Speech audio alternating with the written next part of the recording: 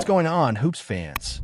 Buckle up because there's a lot to unpack today, and it all starts with a mix of good news and a concerning twist for the Golden State Warriors. Yes, the team just pulled off a blowout win against the San Antonio Spurs, a win that could prove crucial with only 8 games left in the regular season. But all that momentum came with a bit of a dark cloud hanging over it. During the second quarter, in what should have been a regular play heading toward the basket, Jonathan Kuminga went down hard. And not just any fall, he landed awkwardly right near the tailbone, and you could immediately tell something wasn't right. His legs seemed to go limp for a moment, and the whole arena held its breath. Now here's the thing. This isn't just any tweak or bruise. Kuminga seemed to roll that same right ankle that had already cost him 31 games earlier this season. That's right, the very same one. And while the team hasn't officially called it a re-injury, the reports were quick to say he was dealing with pain in that ankle again and would not return to the game. That's tough news, especially considering how solid he'd been looking recently. He wasn't lighting the league on fire, but there was real progress in his game, better decision-making, solid defense, smarter offense, and overall a sense that he was finding his rhythm again after a rough stretch. Coach Kerr didn't hide his frustration either. When asked about it, he admitted it was hard to watch Kuminga walk off just as he was starting to get his groove back. There's hope it's nothing serious. Kuminga himself said during halftime that he felt okay, and even sounded optimistic when comparing this pain to the much more significant injury earlier in the year. Still, optimism only goes so far when it's your ankle, and the playoffs are right around the corner. He's scheduled for further evaluation on Monday, and that's when we'll have a clearer picture. Until then, it's a waiting game. But man, you've got to feel for him. The kid's only 22, hungry to prove himself, and with contract talks looming, this is not the time to be sidelined again. Remember, he and his camp reportedly turned down a $30 million per year offer before the season started. That's a bold move, betting on himself to raise his value to maybe $35 million or more. But so far, that bet hasn't been paying off the way he hoped. Since coming back from the original injury, he hasn't looked like the same player he was in those impressive 10 to 15 games prior to the ankle sprain. His scoring average dropped to around 13 points a game, and his efficiency, especially from distance, has plummeted. And let's talk about that shooting. It's been rough. Over the last 10 games, Kuminga hit just 3 of 19 from beyond the arc. That's not just a slump, that's a red flag. Defenses aren't respecting his shot, and that's collapsing the floor spacing for the Warriors. When you've got someone out there who defenders feel safe leaving alone on the perimeter, it affects everything. The cuts, the ball movement, the drive and kick opportunities. Add to that the fact that his rebounds and assists are down, and it becomes clear that he's struggling to fit in with the new rotations. Speaking of rotations, Butler and Quinton have been seeing a lot more minutes lately, and that's no coincidence. Even Gueye Santos has been coming in with high energy and making things happen. It's getting crowded out there, and Kuminga has yet to prove he can consistently make an impact alongside key pieces like Steph. And let's be real, if you're having trouble meshing with Steph Curry, that's not a great sign. The guy makes everyone around him better.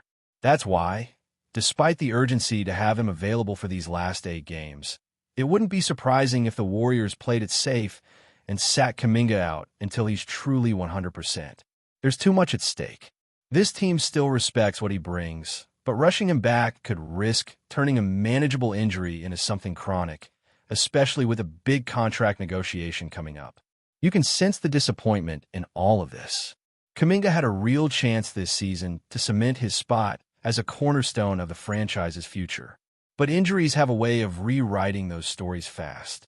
It's like 1 step forward, 2 steps back. And while the Warriors' front office still seems committed to keeping him long-term, the pressure is only going to increase from here on out.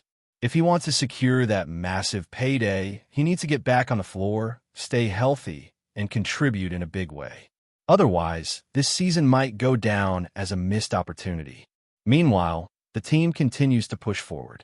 Gary Payton II is still out, and there's no clear timeline for his return either. The depth is being tested, and now more than ever, the squad needs all the positive momentum it can muster heading into this final playoff push.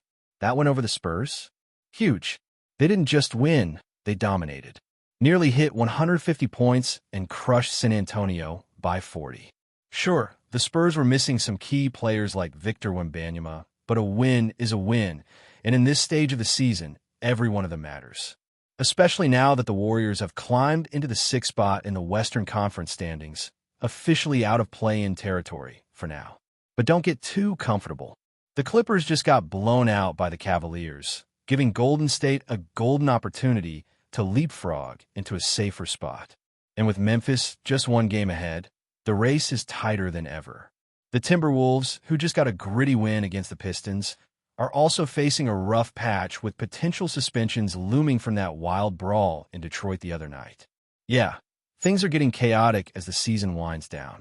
The Warriors are in a rare position. They actually control their own destiny right now.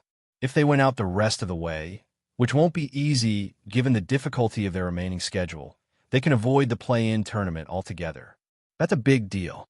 It gives the team time to rest, reset, and prep for a real playoff run. But one slip-up, one bad loss, and they're right back in the mess. The Grizzlies, despite their chaos, firing their coach and dealing with Ja Morant's inconsistent play, are still hanging in the mix. They've got a brutal schedule ahead, though, including matchups against the Celtics and the Warriors themselves. That could be the turning point. For Golden State, that April 1st showdown with Memphis is more than just another game. It might decide whether they coast into the playoffs or fight for their lives in the play-in. Every game, every possession, every rotation matters now. So yeah, Kuminga's injury came at the worst possible time. And now the question is, will the Warriors rise without him? Now, while the conversation around Kuminga's injury has dominated the headlines, let's not overlook what actually happened on the court. Because the Warriors didn't just win against the Spurs, they sent a message. The offense was clicking in a way we hadn't seen in a while. Ball movement was crisp, players were in sync, and for once they weren't just getting open looks, they were knocking them down. Golden State hit 21 out of 44 from beyond the arc. That's just under 50%. That's not just hot shooting. That's what happens when everyone is locked in. But even more impressive, they racked up 42 assists on 56 made baskets. That tells you everything you need to know. This wasn't a one-man show. Everyone was involved, everyone touched the ball, and the chemistry was electric. Even the bench guys got in on the action. Looney hit a three-pointer. Yes, you heard that right. And you could just feel the vibe. It wasn't just a win, it was a statement. After dropping a couple of games against weaker opponents, the Warriors looked like a team that had remembered who they are. And with the playoffs around the corner, that kind of reminder couldn't come at a better time. Third quarter, in particular, was where Golden State blew the game wide open. They went on an 18-0 run that just sucked the life out of the Spurs. During that stretch, one player in particular caught fire, draining 4 three-pointers and putting the game completely out of reach. The lead ballooned to 40, and from that point on, it was over. So much so that the core guys didn't even have to play in the fourth quarter. Steph, Clay, Draymond, they all got to rest. And honestly, that's a luxury this team desperately needs as they grind through the final stretch. But let's talk about individual standouts for a second, because there were plenty. One of the key performers in the Spurs game was a guy who's been quietly stepping up, confident in his shot, aggressive on both ends, and just playing with a swagger that shows he knows he belongs. Early in the season, he was still trying to find his place. But now, he's evolved into one of the most reliable contributors on the roster. He hit his jumpers, pulled down boards, and found his teammates in rhythm. He's not just scoring, he's facilitating and defending at a high level, and that kind of all-around play is exactly what the Warriors need right now. Another young guy, often inconsistent, but with flashes of brilliance, finally had a breakout game. His three-point shot has been off for a while, even though he's been getting good looks. But against the Spurs, he finally started hitting again. And when he's connecting from deep, it changes everything. It gives the Warriors another perimeter threat, more floor spacing, and more freedom for the playmakers to operate. His defense was sharp, too, turning stops into fast break opportunities, reading passing lanes, and just being a pest. The more time he gets on the floor, the better he plays. And if he keeps building on this momentum, he might become a real X factor in the postseason. Still, no one can talk about a Warriors win without bringing up Butler. Look, Butler might not be the guy who's going to drop 30 every night. He's not the go-to scorer, and maybe he never will be. But what he is, without a doubt, is one of the best connectors this team has. He drives into the paint, throws defenders off with a quick fake, and somehow always finds the open man, whether that's on the perimeter or cutting to the rim. His feel for the game is elite.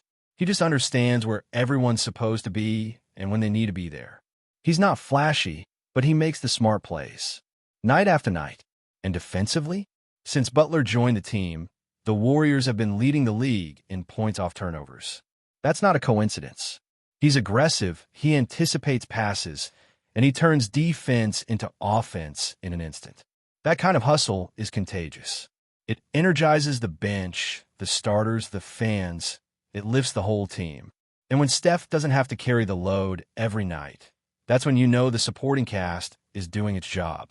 Speaking of Steph, he didn't even have to do much in this game. 4 makes on 10 attempts, 2 of 4 from deep, 6 assists. It wasn't a monster performance by standards, but it didn't need to be. And that might be the best part. Because when Steph doesn't have to play superhero for the Warriors to win by 42, that's when you know the system is working. Everyone was stepping up, playing with confidence, moving the ball, defending hard. It was team basketball at its finest. Draymond had one of those vintage stretches too. 5 quick points in the third quarter, including a 3-ball that had the bench going wild. He continues to be the emotional and tactical anchor of this squad. He reads the game like a quarterback, directing traffic on defense, initiating plays on offense, setting screens, talking nonstop. Without Draymond, this team's ceiling drops significantly. But with him firing on all cylinders, they're a real threat out west. Quentin Post also had a solid outing. His presence in the paint, his willingness to contest shots, and even knock down a jumper or two. It gave Golden State the physical edge they needed. The whole rotation just looked sharp. No one fell out of sync. It felt like everything was finally clicking. And if this group can stay healthy, big if, especially with Kuminga's ankle in question, they've got the pieces to make a real run. So now, all eyes shift to the next big showdown, Golden State versus Memphis. That game could define the rest of the season. Win it, and the Warriors gain more breathing room in the race for the 6th seed. Lose, and the threat of slipping into the play-in becomes very real. Memphis is reeling, but they're still dangerous. And for the Warriors, there's no room for error anymore. Whatever happens with Kuminga's evaluation, whatever the outlook for Gary Payton II turns out to be, one thing is clear. The rest of the roster is ready. They've got the rhythm, they've got the depth, and they're finally showing the kind of chemistry and urgency that defines championship-caliber teams. It's been a bumpy road, full of injuries, inconsistent lineups, and frustrating losses. But this last stretch, this is where it all gets decided. Now let's see if they can keep the momentum going. Because if they do, if they can stay hot, stay healthy, and stay focused, this team might just surprise some people come playoff time. Before we continue, make sure to leave a like and subscribe to the channel so you won't miss any exclusive Dubs updates. Let's keep going. A video that's been circulating on social media has set the NBA world on fire. Could Nikola Jokic, the 2-time NBA MVP and one of the greatest centers the game has ever seen, be heading to the Golden State Warriors? As fans eagerly dissect every clip, the anticipation grows. What would it mean for the Warriors to acquire the Joker? Could this be the move that propels them back to championship glory? The speculation is only intensifying, and the details surrounding the potential deal are still shrouded in mystery. Jokic, the heart and soul of the Denver Nuggets, has made history with his jaw-dropping performances this season, including multiple 40-point games and a triple-double average that's rewriting the record books. Known for his unique skill set, his passing, court vision, and leadership on the floor, Jokic has consistently defied expectations. He's proven to be one of the most valuable players in the NBA, and rumors about him potentially leaving Denver have fans buzzing, especially with Golden State seemingly positioned to strike. But what makes this rumored move so tantalizing? Golden State's offensive system, built around the shooting of Steph Curry and the defensive versatility of Draymond Green, could become an even deadlier force with a playmaking center like Jokic. Imagine the Warriors' already lethal offense with Jokic orchestrating the flow, threading needle-like passes to shooters like Curry and Klay Thompson. The potential for this dynamic trio could redefine the future of the NBA. However, the trade is far from simple. With Jokic's immense value to the Nuggets, the Warriors would likely have to part with a significant amount of assets. Could it be that Golden State is willing to risk its future for the immediate promise of another championship? The idea of trading for a player of Jokic's caliber involves both a financial and strategic gamble, one that has the potential to pay off in historic fashion. As the NBA trade deadline inches closer, all eyes will remain glued to the developments surrounding Jokic and the Warriors. Whether this rumor turns into reality or fades into another off-season fantasy, the mere possibility has sent the league into a frenzy. Fans are left to wonder, could the best player in the NBA today really make his way to the Bay Area? Stay updated exclusively with the latest Dub Nation news. Subscribe to our channel and hit the like button to keep getting daily updates on the Warriors. Don't forget to share your thoughts in the comments. Your input is essential for the Dubs community. Stay tuned for the next video.